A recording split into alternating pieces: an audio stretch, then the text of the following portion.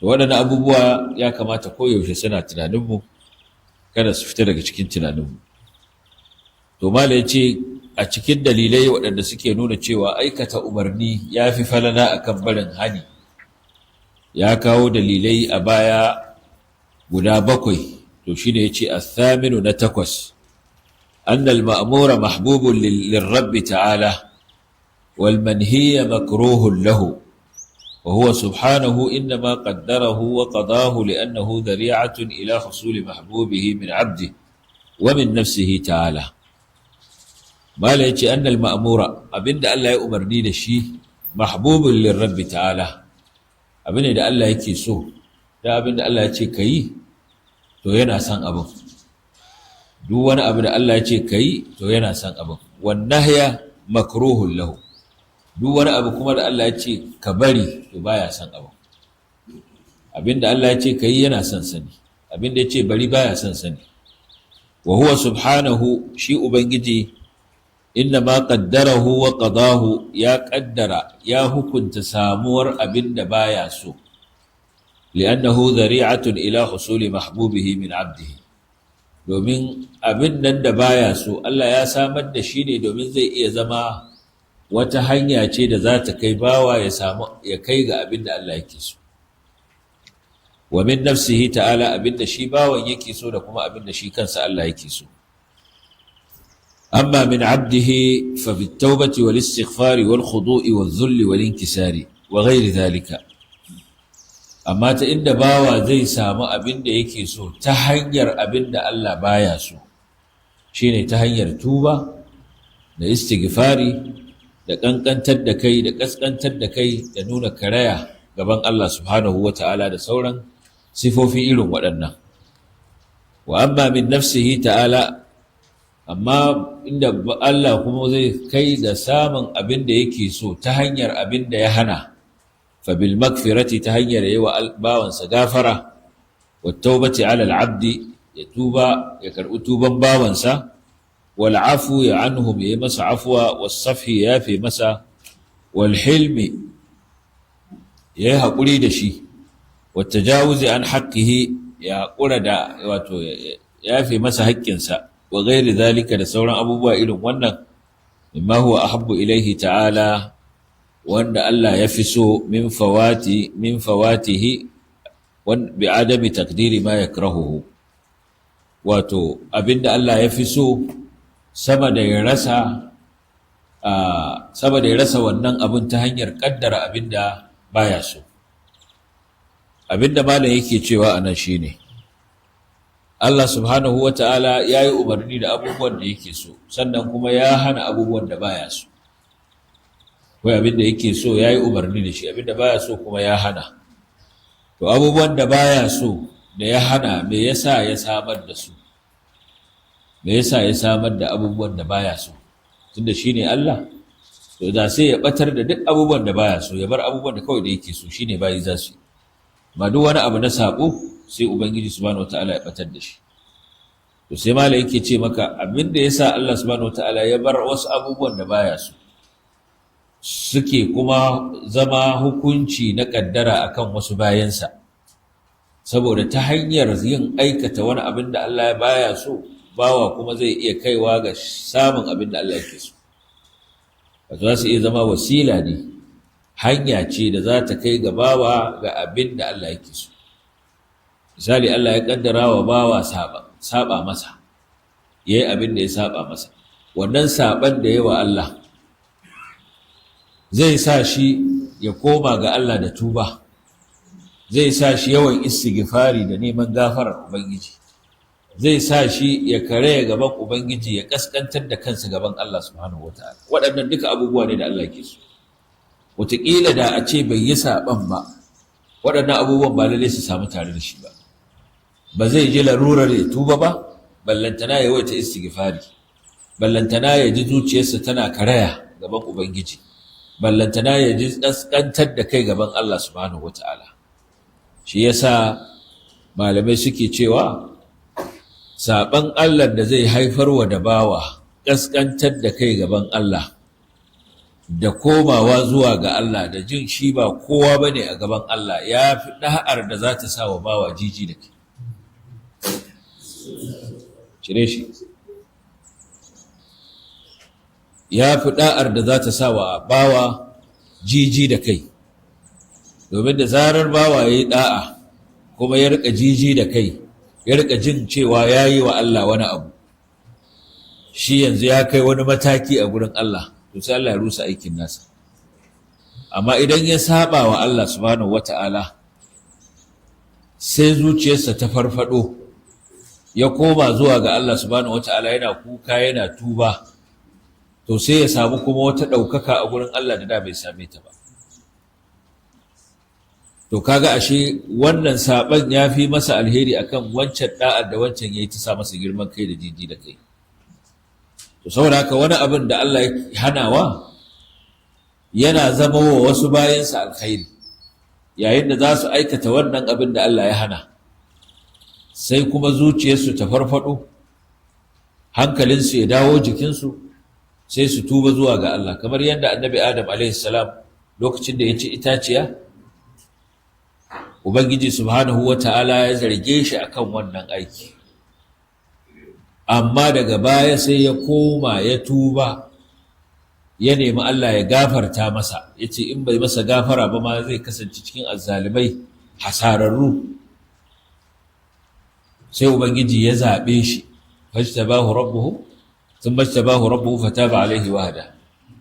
Sai Ubangiji ya zaɓe shi, ya karɓi tubansa kuma ya shiryar da shi. Saboda haka waccan ma'asiya sai ta zama dalili na samun zaɓin Allah subhanahu wata'ala.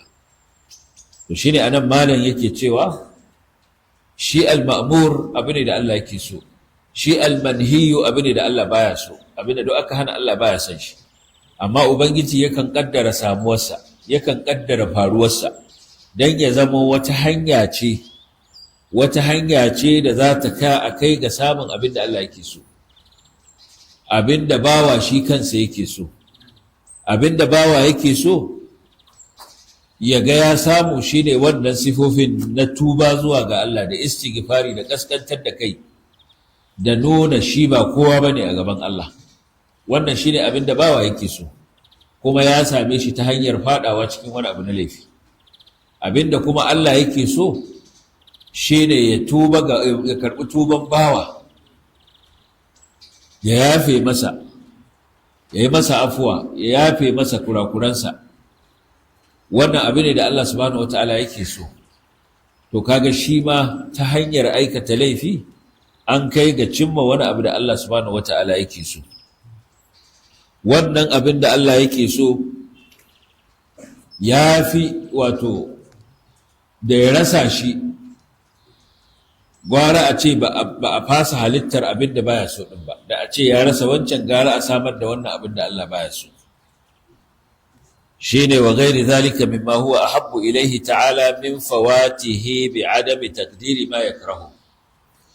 Wa idha kana inna ma qaddara ma yakrahuhu li'annahu yakunu wasilatan ila ma yuhibbu. Wa idha kana inna ma qaddara ma yakrahuhu, idan ya zanto Allah ya kaddara abin da baya so, li'annahu yakunu wasilatan ila ma yuhibbu, domin zai zama wata hanya ce zuwa ga abin da Allah yake so. Ulima anna mahbubahu huwa al-ghaya. To anan zamu fahimci cewa shi abin da Allah yake so din shine gaya, shine dai karshe, shine matuƙa. Saboda haka samar da manhi wani abubuwa da Allah ya hana dan su zama aikata su ga wasu bayi sababi ne da zai kai su zuwa ga wani matsayi babba. Muna tarihin da yawa wasu daga cikin bayin Allah waɗanda da sun kasance 'yan sharholiya ne, 'yan shiririta, 'yan wasu ma 'yan ta'adda irin su al-Fudail ibn Iyad, tarihinsa ɗan ta'adda ne, amma da ya ji ana karanta alkur'ani wani lokaci kawai tsoron Allah ya kama shi. Ya kasance ɗan ta'adda ne mai fashi da makami, kuma ma waɗanda yake wa fashin su ne mahajjata, yayin da suka zo za su tafi aikin hajji da shi da 'yan ƙungiyarsa, 'yan dabarsa, za su tara hanya su ƙwace wa alhazai guzurinsu. Saboda haka wanda ita ce sana'arsa. Wata rana wasu sun taho za su tafi aikin hajji, sai ya je ya saɗaɗa shi da yaransa za su shiga sata, sai ya ji wani yana karanta alam ya'ni lillazina amanu an takhsha qulubuhum li dhikrillah wa ma nazala min alhaq. Ashe lokaci bai yi ba ga waɗanda suka yi imani zukatansu su kaskanta da ambatan Allah, su raurawa da ambatan Allah da abin da aka saukar na gaskiya. Sai ya rika cewa anal awan, lokaci yayi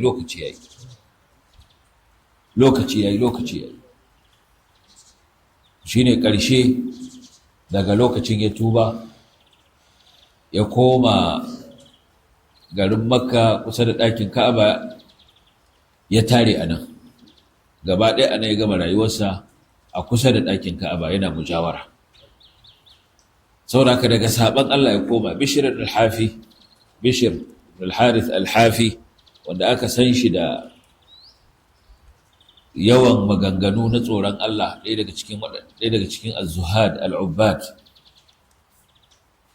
Ce da mutum ne wanda yake dan sharholiya, sai ya tara makaɗa da mawaƙa a gidansa a kwana ana kaɗe-kaɗe ana waƙa.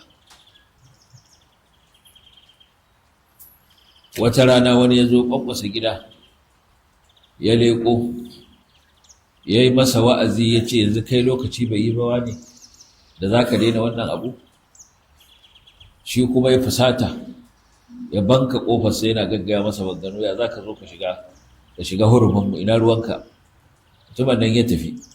Sai bayan ya koma, sai kuma zuciyar shi ta bashi cewa bai san mutumin nan ba, waye shi, daga ina yake, waye turo shi? Kawai sai ya bi shi a baya, ko takalmi babu a ƙafarsa.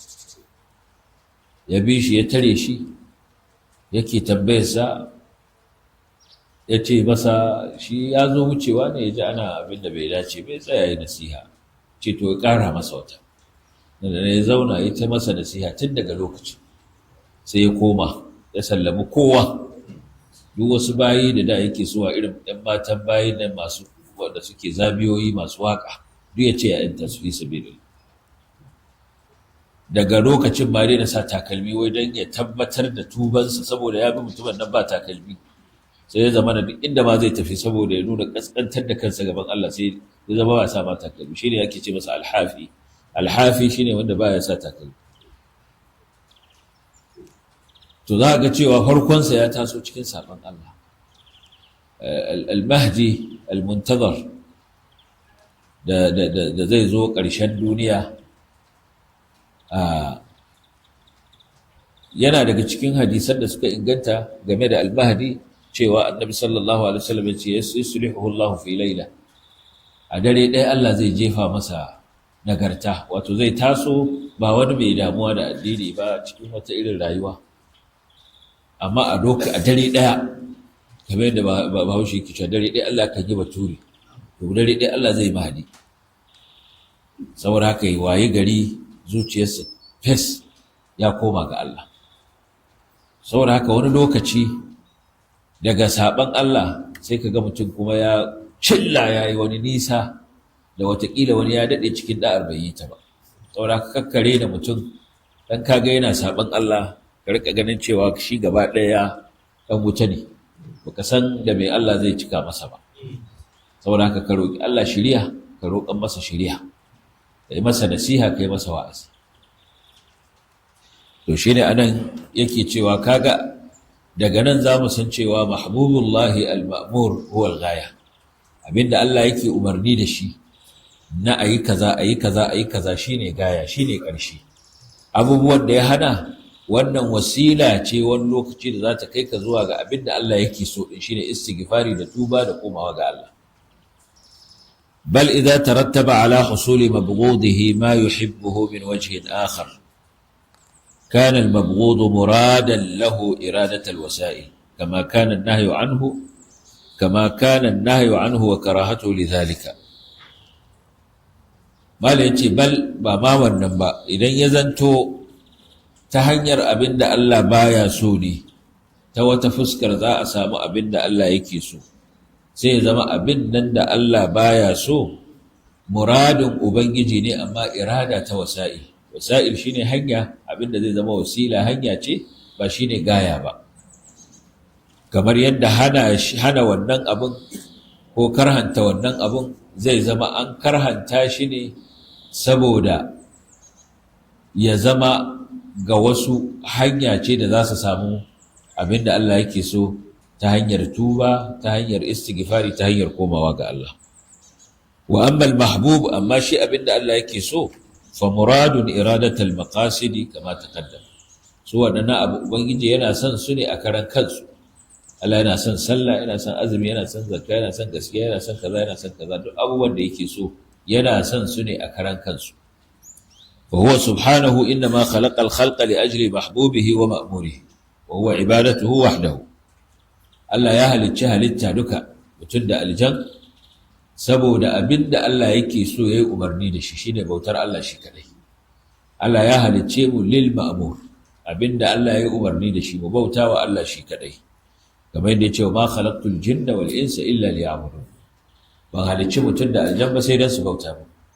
Saboda haka wannan shine abinda Allah subhanahu wata'ala ya halicci dan adam, ya halicci mutum da aljan saboda shi shine bautar Allah. Bautar Allah abinda ya umarni ne ba abinda ya hana ba.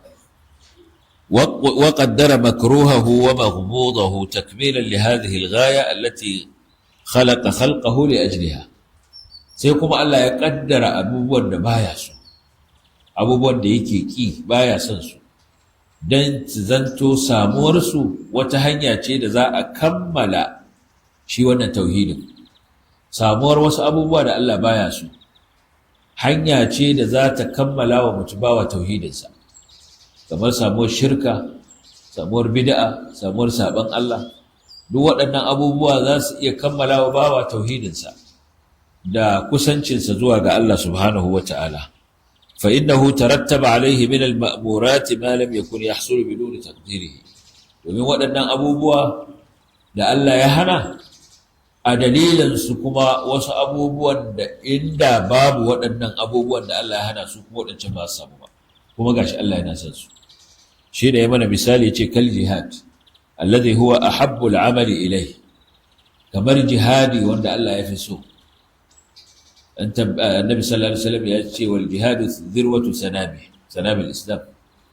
Jihadi shine kololuwar wato tozan musulunci, saboda shine yake bawa musulunci kariya, yake bawa ƴaƴan shi kariya, yake bawa musulmi kariya. Da shine ake kare abinda Allah subhanahu wataala ya halicci sammai da ƙasa saboda shi, shine tauhidi. Ta yaya aka yi kishiyar tauhidi ya zama dalilin samuwar wannan, inda babu kafirai da za su sako musulmi a gaba a dalilin kafircinsu, za a farlanta jihadi ne? Ba za a farlanta jihadi ba.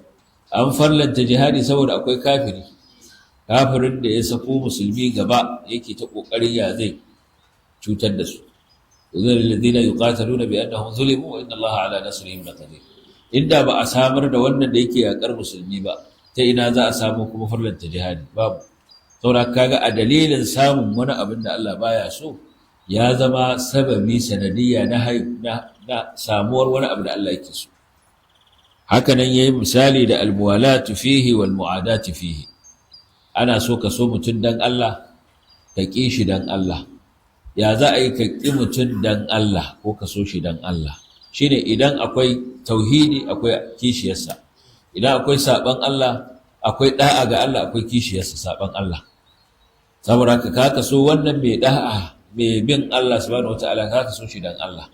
Wannan kuma da yake saba wa Allah, yake kin Allah, zaka ki shi dan Allah.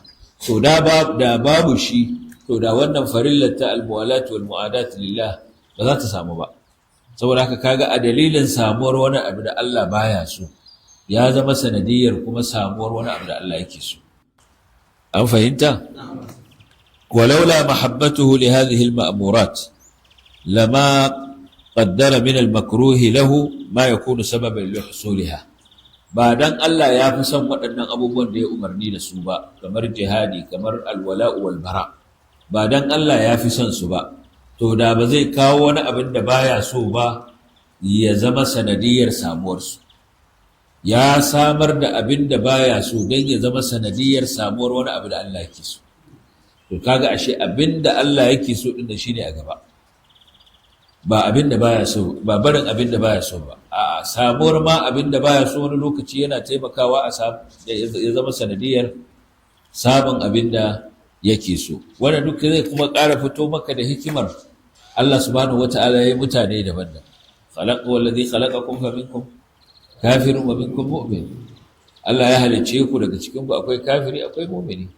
Inda Allah ya ga dama sai duka mutane duka sai yi su mu'minai, amma sai ya yi su kala biyu saboda ya jarrabu waɗannan da waɗannan, kuma ciki ya fitar da waɗanda yake waɗanda za su ci jarabawa. Inda an yi mu duka iri ɗaya, masu aiki iri ɗaya, ba za a iya gane waye mai ƙoƙari waye ba musu ƙoƙari. Duk an yi mu abu ɗaya kuma aka ba mu dama iri ɗaya, aka ba mu kuma muna abu ɗaya.